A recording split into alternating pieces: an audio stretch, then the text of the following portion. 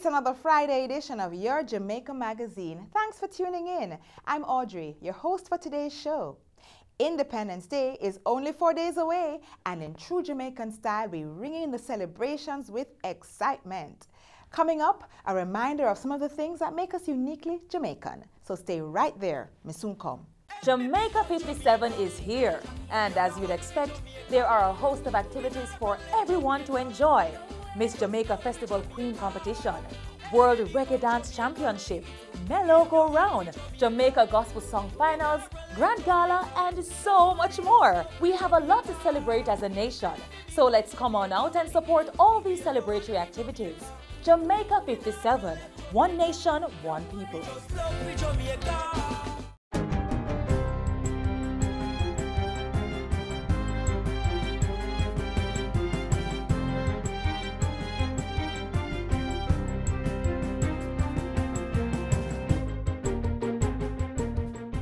Good day, I'm Stephen McHugh, and this is your JIS News for Friday, August 2.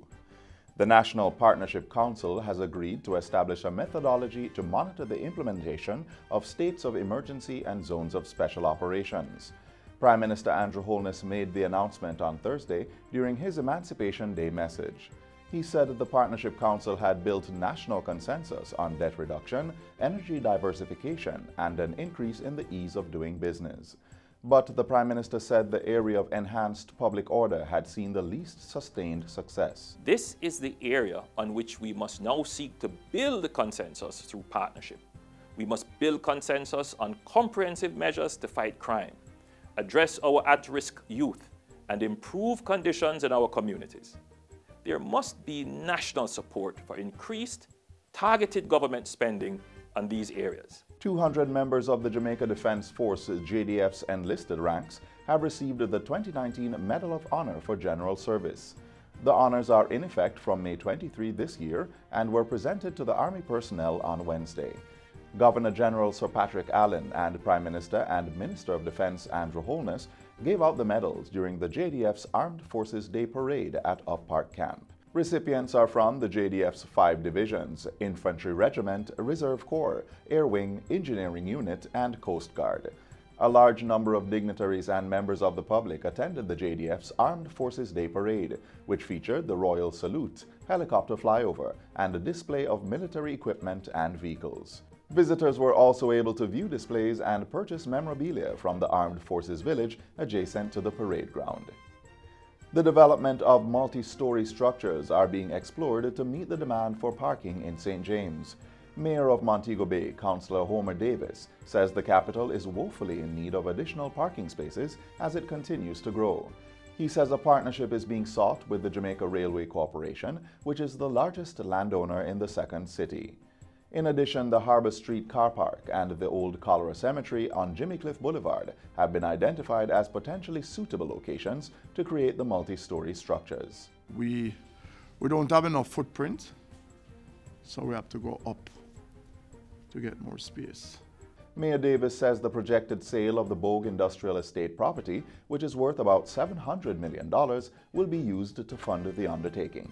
It is something that we really looking forward to as a city, because we would like to have that money reinvest in the city of Montego Bay for the benefit and the upgrading of our city space. Mayor Davis was addressing a JIS think tank held recently at the municipality's offices in Montego Bay. Meanwhile, also coming out of that think tank, it was announced that the St. James Municipal Corporation has increased its drive to sensitize the public on the new building fees. The adjusted fees, which are charged in the development approvals process, took effect on June 1. They comprise a standard rate of $90,000 per square meter, applicable to all construction categories. Acting Director of Planning Michael Whitaker says the sensitization sessions are being conducted through community meetings organized by the Municipal Corporation's Public Relations Department. All fees have to be paid upon submission of the application. So when an applicant submits their application and we tell them the fees that the amount that they are to pay, we cannot accept the application if they cannot pay the fees. The new fees are part of the Building Act 2018, which took effect in January this year. The Act standardizes building rates and ensures that the costs for development projects are in keeping with current realities across all parishes. Mr. Whitaker says the fees will be reviewed every 2 years. And finally, Disaster Coordinator for St. James, Tamoy Sinclair, says government's ban on single-use plastics should minimize the impact of flooding in Montego Bay. The plastic ban was imposed by the government on January 1, 2019. Montego Bay is prone to flooding primarily because of plastic waste within our drains. So the elimination of plastic itself, or reducing the quantities that is actually going in drain, will significantly transform the impacts of these flood events in the city. Ms. Sinclair was speaking at a recent JIS think tank. She revealed that approximately $23 million had been allocated for disaster preparedness in St. James for the 2019-2020 fiscal year. Divisions across the parish were allocated $700,000 each to do advanced drain cleaning. The allocation for May has already been paid out and drain cleaning exercises have taken place. However, for the September period, that has not yet been done because we are not yet in September. But it is done for the peak of the hurricane season. We know that's September. So it is something that is continuous and it is ongoing. And that's it for JIS News Today. I'm Stephen McHugh. Thanks for watching.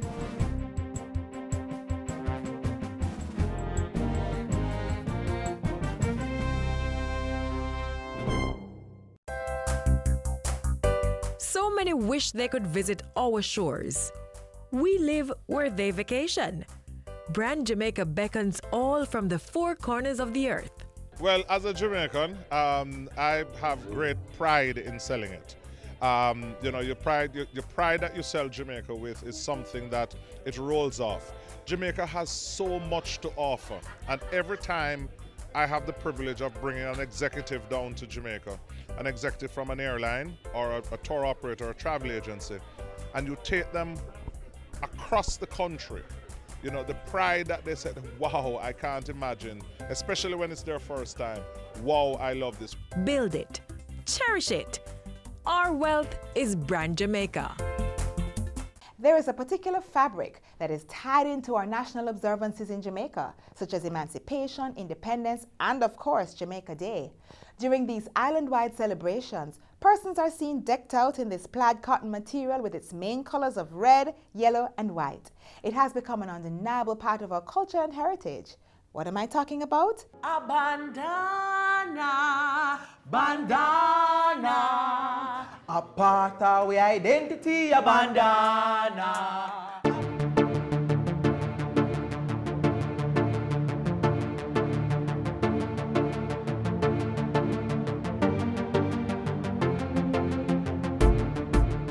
Yarmiyaki go al instead market, not a quati what sell. Yarmiyaki go al instead market, not a quati what sell. Oh Lord, what a night, what a night. What a Saturday night, Lord, what a night, what a night, what a Saturday night. Compliments on your madras. Same to you. Thank like you. it. Well up there, so what is madras? Make we sit down. Young but really no know Sam. Aye, sir. Madras is what we call bandana. So madras is basically a cotton plaid fabric which came from India and was brought to Jamaica by the indentured laborers after slavery ended. But every Caribbean island have a little touch of this, you know. They have a different pattern. Right. And so, them use it to identify each Caribbean island. It is important to note that the broader plaid, which is referred to as the Miss Lou bandana, is the original material that was used in Jamaica. And as time progressed, the finer plaid came on stream, which is the red bandana with mixtures of blue and black. The word bandana is actually Hindi. And everybody knows that Hindi is the language that the people from India speak. Now the word bandana means to tie. And that's why most people associate bandana with tying your head. But in Jamaica, we don't use bandana per se. We use any kind of fabric for tie head, you know.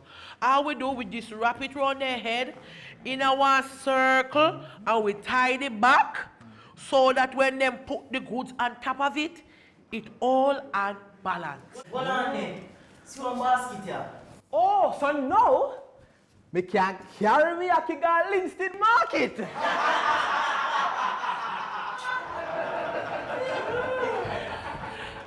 You know, and the history continues. You know, I spoke to Auntie Faye the other day. Everybody in here must know Faye Ellington, right? Yeah, man. She said, by the way, you ever see Sheena Faye bandana? Yes. She pretty not true? Man. Yeah, man. Now, she told me the other day that bandana was used by the female vendors in the market. They use the bandana as bib. The same thing that we call apron. And they also use it to tie them head, and they use it also as scarf. It is also popular to note that the working class women used to wear the bandana. Yes, yes. But they were looked down on because they wear it.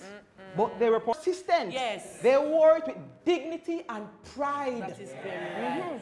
And they were the one who actually legitimized the bandana. You didn't know a bandana is not just a costume. It also helps us to identify as Jamaicans. You understand what I'm saying? Over the years, the bandana has evolved. Because you know, as time change, you know, people stands on different things, it change as well. So today, bandana is considered to be our unofficial costume. National costume. So look here now. Miss Lou was the one that really made bandana so popular, you know? Yes, man. Every time she would do one of her theatrical performances, Miss Lou would dress up in her bandana, and anytime anybody gonna do any of her poems, where them use bandana. And now everybody want a little touch of bandana. And you know, them now wearing it at the Miss Universe, and the Miss World, and the Festival King competition. You see, the bandana is not only one style you can wear it, you know. For example, me is not wearing the original kind, you know. Me is wearing Simply Precious design. Yes, man. Normally how them wear it is, them wear it in a one nice flare skirt, and then them pair it now with a wonderful white top. They put a piece of the bandana or the madras around the neckline, or even put it around the sleeve sometime, you know, just to add a little oomph and spice to it. So over the years, you know, it has become more stylish and stylish and stylish. And then, of course, you know, the man them normally wear a nice little shirt with the madras or the plaid, and then pair it with a black pants or with a white pants. And if you're fancy and in high fashion, you put a scarf around it, right? Or even a head tie. Thank you very much. So you see, all in all, bandanas come a far way. From the marketplace to haute couture. High fashion, high fashion. That's right.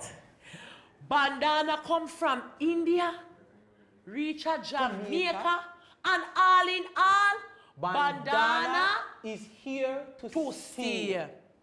What a joyful news, Miss Matty. I feel like my heart will burst. Jamaican people colonizing England in reverse. By the hundreds, by the thousands, from country and from town, by the shipload, by the plane load, Jamaica is England bound.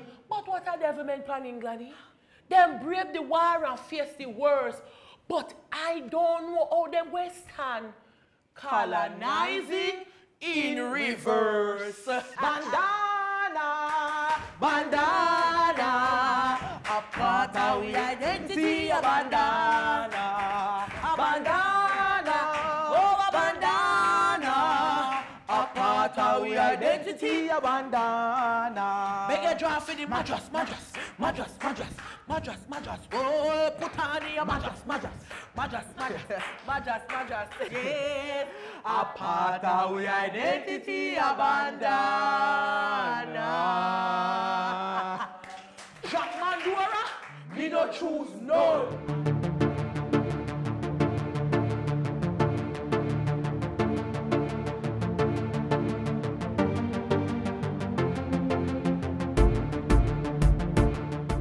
If you no want pop down and fenke, you fi burn mosquito and run with dengue. So no make water circle in open container.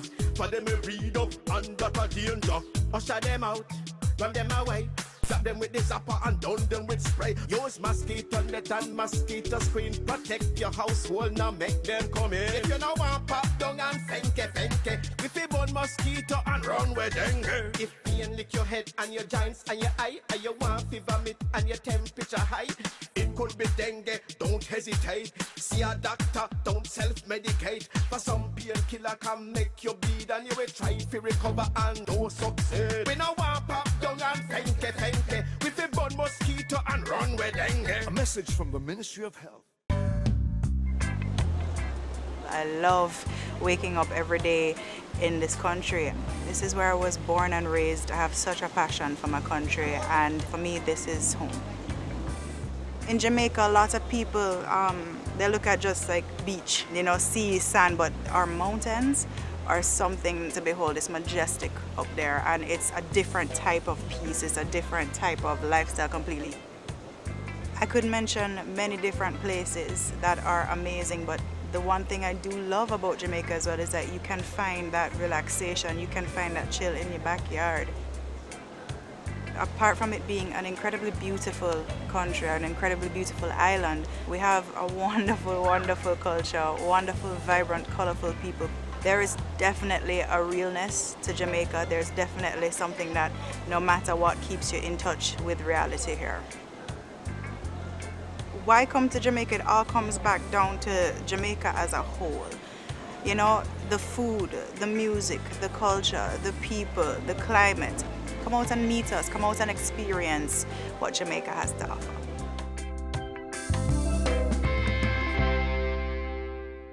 Did you know that the Trenchtown Culture Yard was the first inner-city location to be declared a protected National Heritage Site? This cultural museum that is located in the heart of Trenchtown is a melting pot of culture and history. Here's more. Some call it the Hollywood of Jamaica, while others refer to it as the cradle of Jamaica's music. This place is packed with history, and lucky for you, we will be exploring some of it today.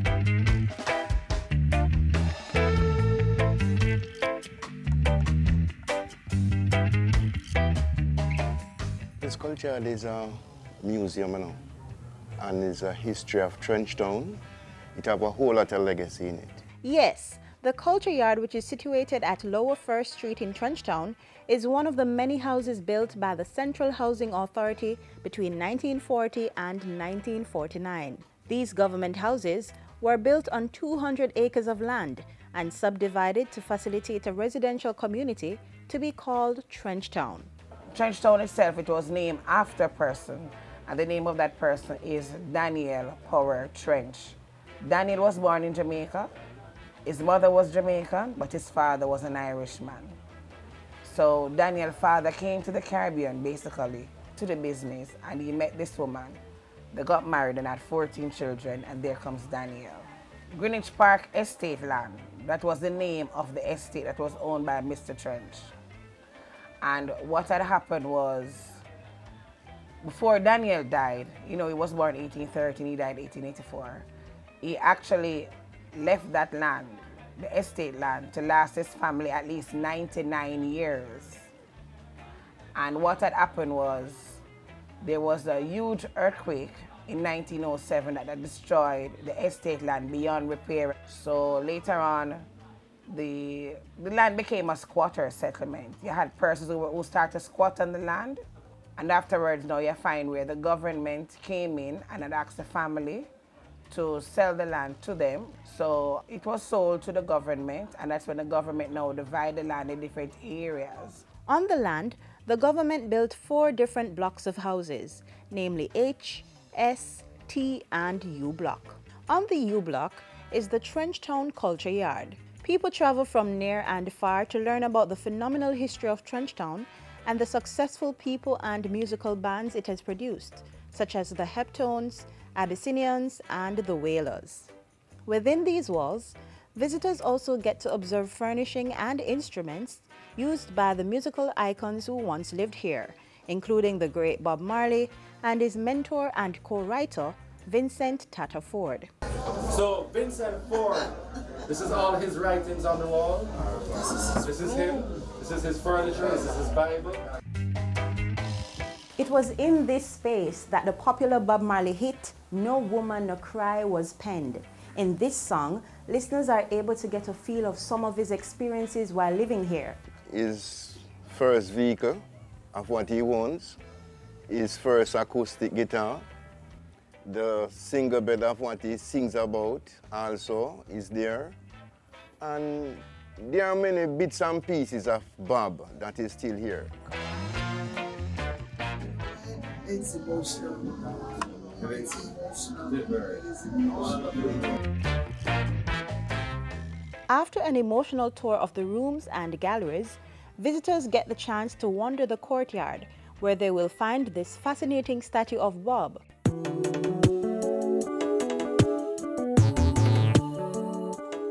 And this captivating mural of the culture tour. But the tour of the Culture Museum and Yard is just one of 3 tours available to visitors. So normally we offer 3 different tours. The tour one is just inside the Culture Yard itself. You get a guided tour with one of our tour guides, and it's just a tour inside of the galleries. We offer a second tour. That tour takes you to where Bob Marley's mom lived when she came here in 1956 and Bob was only 11. So that house is basically not just Bob Marley's mother's house. That is also where Bunny Wailer lived. Because you know, Bunny Wailer and Bob Marley, they were stepbrothers and they share the same home. We also have different craft shops in the area where somehow persons can make their own money. So the guides would walk with you there. There's also Trenchtown Ceramics, where the persons, they make ceramics out of our own Trenchtown clay. And at the end of that, it stops at the recording studio that we have in Trenchtown called the Jamming Studio. So there, you know, persons know, the guests get an experience of how the rhythms are made. It's evident that the Culture Yard is a must-see for anyone who wants to learn more about Bob, Jamaican music, and the phenomenal evolution of Trenchtown. It's no wonder the site was declared Jamaica's first inner-city heritage site. The venue opens every day, 9:30 a.m. to 5 p.m. on Mondays to Saturdays, and 10:30 a.m. to 4 p.m. on Sundays. To arrange your visit or guided tour, all you have to do is contact Tour Manager Sophia Doe at 876-859-6741. Trust me, you don't want to miss out on this rich cultural experience.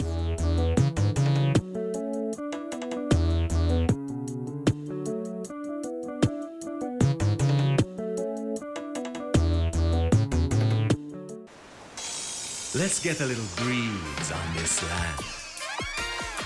All right. Now let's get some bounce in the rhythm. All right. Let's get some fire on our hearts.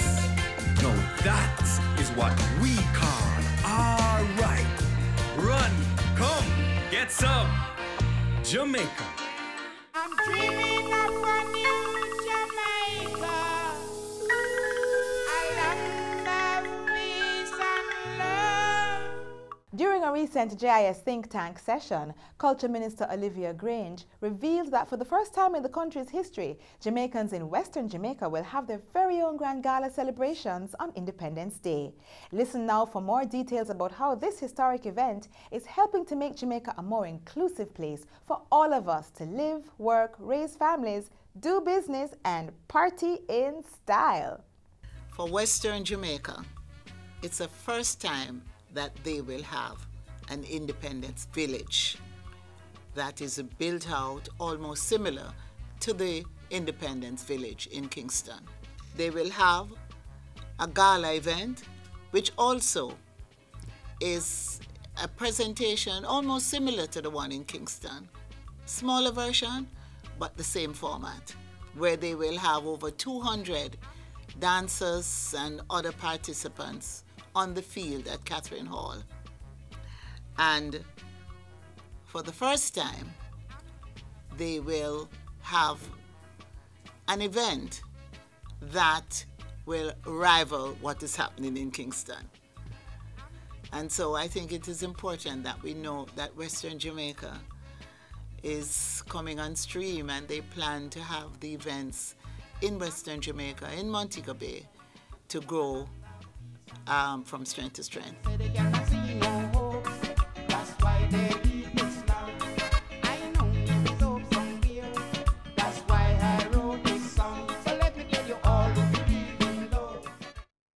It's a new beginning. New day is dawning. It's time to arise. We have the gene of achievement and pride. Bold new beginning. Time for action. We have the spirit to fight on. This is Jamaica. This is our land. We have our future with God in our plan. We'll play our part building this great nation. This is Jamaica. This is our land. Let us make every effort to forge unity and resolve to work hard for our prosperity. Leaving our children a legacy of hope. Breaking the shackles and smashing the yoke. This is Jamaica. This is our land. This is our We have our future with God in our plan. We'll play our part building this great nation. This is Jamaica. This Let me hear is the our children land. say. This is Jamaica. This is our land. We have our future with God in our plan. We'll play our part building this great nation. This is Jamaica. Come on, everybody, let's sing. This is Jamaica. This is our land. We have our future with God in our plan. We'll play our part building this great nation. This is Jamaica.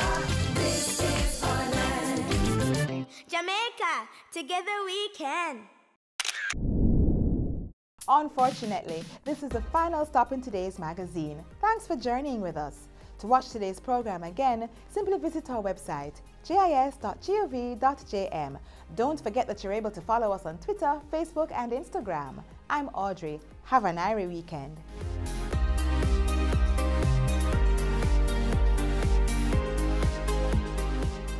This has been a production of the Jamaica Information Service, the voice of Jamaica.